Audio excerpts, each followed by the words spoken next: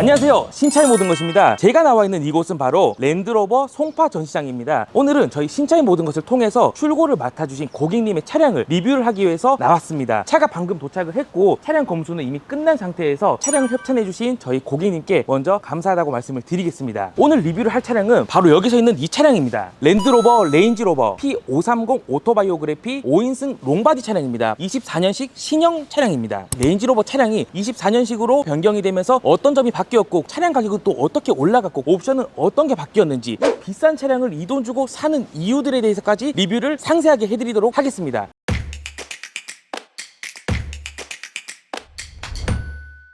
이 레인지로버가 24년식으로 바뀌면서 외관에서는 크게 바뀐 부분들이 없습니다. 그래서 제가 실내로 먼저 들어왔고 실내에서 바뀐 부분들을 먼저 설명을 드리고 외관 리뷰도 마저 하도록 하겠습니다. 23년식과 24년식에서 가장 크게 변화를 준 부분들이 바로 핸들입니다. 이 스티어링 휠 자체가 이쪽 테두리 쪽을 보시게 되면 원래 가죽으로 되어 있었는데 이번 24년식 같은 경우는 우드 그레인이 들어갑니다. 핸들에 우드가 들어가면은 좀 별로지 않을까 싶었는데 우드 그레인이 들어가서 그런지 그립감 자체가 단단하고 안정감을 주는데 시야적으로 봤을 때도 우드가 들어가니까 고급스럽고 럭셔리한 이미지를 연출하고 있습니다. 그리고 이 센터 페시아를 보게 되면 센터 페시아 디스플레이 화면은 똑같은데 이 밑에 쪽에 보시게 되면 23년식 같은 경우는 공조 패널 물리 버튼들이 위치를 하고 있었거든요. 그래서 이쪽에서 온도를 조절한다든지 아니면 버튼들을 누르면서 차량에 대한 제어를 할 수 있는 컨트롤 스위치들이 있었는데 버튼들이 모두 사라졌습니다. 그럼 이 버튼들이 어디로 갔냐? 바로 센터 페시아 디스플레이 안으로 들어가면서 인포테인먼트로 컨트롤할 수 있도록 변경이 되었습니다. 이건 호불호가 좀 갈립니다. 왜냐하면 물리 버튼들이 있으면 손에 익은 위치에 있기 때문에 운전하다가도 시야가 꼭 가지 않고 조절을 할 수 있습니다. 그런데 운행을 하다가 차량 온도를 내리려고 해도 터치를 해야 되고 차량 컨트롤을 할 때마다 터치로 조절을 하게 되면 운행이 굉장히 위험합니다. 시야가 계속 이쪽으로 갈 수밖에 없기 때문에 이 부분은 물리 버튼을 그대로 놔두는 것도 괜찮았다 생각을 합니다. 실내에서 봤을 때 23년식과 24년식이 바뀌었던 부분들은 이 스티어링 우드 그레인 들어가는 것과 물리 버튼들이 인포테인먼트로 조절할 수 있게 바뀐 부분들, 이 정도가 바뀐 부분이라고 설명을 좀 드릴 수 있을 것 같습니다.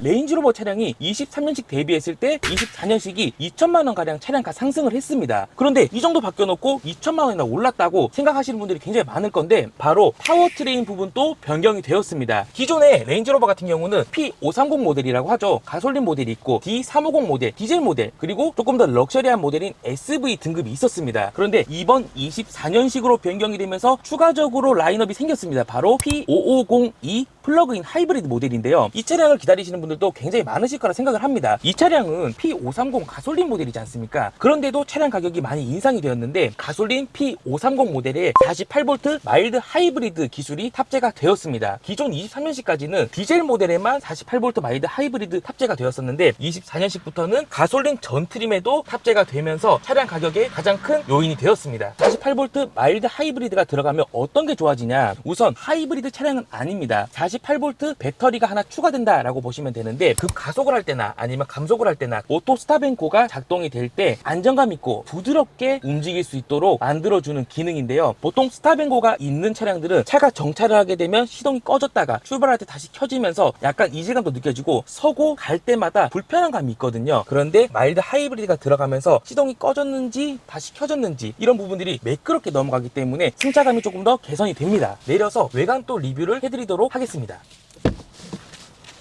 레인지로버가 24년식으로 변경이 되면서 전동식 사이드 스텝이 기본 적용이 됩니다. 기존에 23년식 같은 경우는 680만원 주고 장착을 하거나 아니면은 애프터마켓으로 OEM 작업을 했었거든요. 그런데 이제는 모두 정품으로 들어가기 때문에 차량 실내에서도 전동 사이드 스텝을 열고 닫고 할 수 있는 컨트롤 버튼이 들어가 있습니다. 일단 이 차량 같은 경우는 섀도우 팩 옵션이 들어가 있습니다. 보통 그릴 부분이라든지 범퍼 부분, 사이드 벤트 부분들이 모두 크롬으로 되어 있거든요. 이 섀도우 팩을 넣음으로써 도장 색상을 어둡게 만들어주는 옵션입니다. 옵션 가격 한 180만 정도가 되고요. 보통 이 섀도우 팩이 없는 차량을 출고 받으셨다 하시는 분들은 애프터마켓으로 가셔가지고 싸제로 블랙팩 작업도 가능하십니다. 그리고 넘어오시게 되면 휠 같은 경우는 23인치 풀사이즈 SV 비스포크 휠이 들어가 있습니다. 휠 자체가 엄청나게 크기 때문에 육중한 차체 자체를 받쳐주는데 적당한 크기이고 이 레인지로버 같은 경우는 22인치 휠과 23인치 휠로 나뉘어지고 있습니다. 이 차량은 23인치 가장 고가 휠이 들어가 있는 차량입니다. 그리고 여기 사이드 벤트 이쪽도 마찬가지로 섀도우 팩이 들어가 있기 때문에 어둡게 도장이 되어 있습니다. 자, 이 차량 같은 경우는 카파시안 그레이라는 컬러가 들어가 있는 차량입니다. 카파시안 그레이는 옵션 가격이 160만 원 정도가 하는 유료 색상이고요. 필러와 루프 자체를 검정색으로 도장하는 블랙 루프 옵션도 들어가 있습니다. 보통 검정색 차량을 구매하시는 분들은 이 옵션을 넣지 않아도 어차피 검정색이기 때문에 상관이 없는데 화이트라든지 골드라든지 이런 그레이로 했을 때는 투톤 효과를 주기 위해서 이 블랙 루프 옵션도 추가를 하신 분들이 굉장히 많습니다. 이 차량 후면에 봐도 레인지로버 레터링 자체도 섀도우팩으로 적용이 되어 있습니다. 하단 범퍼 부분들도 다 섀도우팩이 적용이 되어 있고요. 강렬하고 어두운 블랙포스를 연출을 하고 있습니다. 그리고 이 레인지로버는 트렁크 자체가 크림쉘 방식으로 채택이 되어 있습니다. 그래서 상단 트렁크와 하단 트렁크로 나눠지고 있습니다. 한번 열어보도록 하겠습니다. 트렁크 버튼은 레인지로버의 R자 밑에 버튼이 있습니다.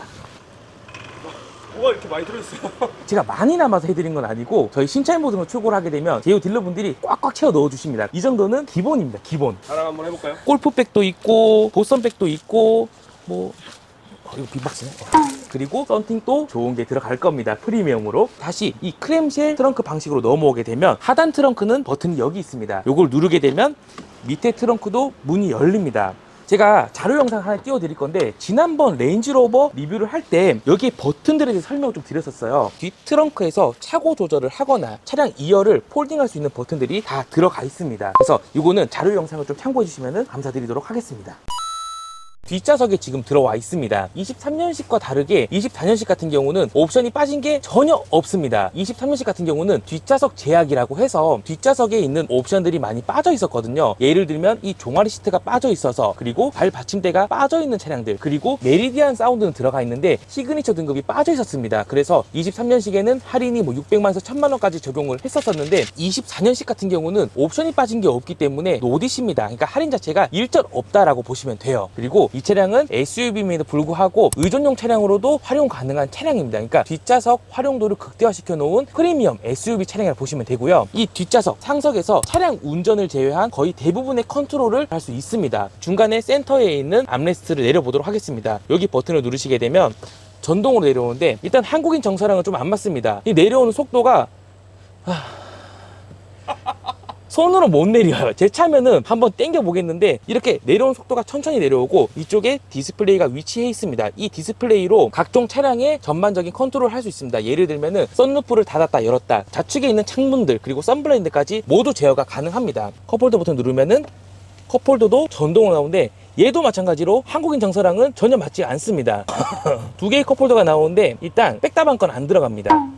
다시 전동으로 접어놓고, 레인지로버 차량 자체가 엄청 편안한 차고 승차감이 좋은 차량이잖아요. 그래서 그런지 이 시트의 두께가 엄청납니다. 그래서 두 명은 엄청 편안하게 앉을 수 있어요. 그런데 중간 시트를 보게 되면 유아용 크기 정도가 되어 있는데 실제로 사람이 타기에는 굉장히 불편할 것 같습니다. 그리고 뒷좌석의 진면목이죠. 바로 리클라이너 체어인데요. 리클라이너 기능은 디스플레이가 내려온 상태에서 조절이 가능하고, 원래는 상석이 이쪽이라서 이쪽을 보여드려야 되는데 여러분들이 영상에서 보시기 편하도록 좌측 시트를 리클라인 해보겠습니다.